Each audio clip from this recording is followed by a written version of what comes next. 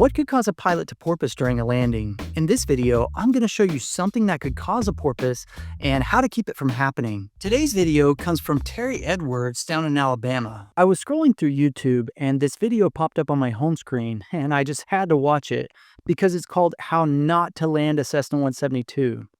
This piqued my interest because I've been doing a lot of research for my new landing book. So I thought I'd take a look because it's getting quite a bit of traction for a landing video. Let's take a look and see what happens, and I'll give you my 2 cents on how we could have fixed this landing.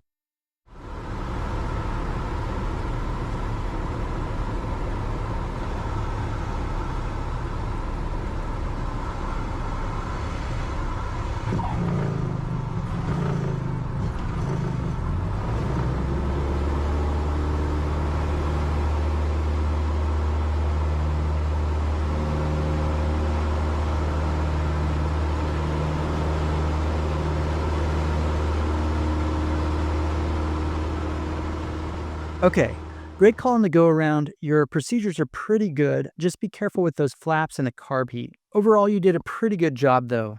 Now, I know you can't really read the airspeed indicator in this video, but I could tell right away you were a little bit fast here. In fact, I couldn't help myself. I had to comment on this video, and when I did, Terry admitted that he was about 12 to 15 knots fast. I'll be honest, this is actually the root cause of the porpoise. Based on my perspective in this video, you did an excellent job rounding out here and getting into the flare, and it looks like you're right where you should be. But somewhere right here, I can tell that you really wanted to get the airplane on the ground because it was floating on you. And this is something really important to remember. The wings of your airplane are going to continue to create lift until the airplane stalls. And actually, stall speed will decrease as you enter ground effect. And this is going to cause your airplane to float even more. This means that if you're fast during the landing, the airplane will float. The only way to combat this is to be patient during the flare. If you have plenty of runway, you can just allow it to float until the airspeed bleeds off. With that in mind, you can still have a smooth touchdown even if you're fast. It's going to be harder, but you can do it. You just have to remember something. Anytime you fly faster, your flight controls have more authority. Because of this, you have to be really gentle with the controls at first, especially as you get into the flare.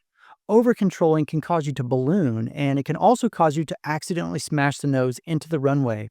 In fact, being too fast is actually what caused you to over-control the airplane here, and I can tell that you're trying to get the nose up into a landing attitude without ballooning.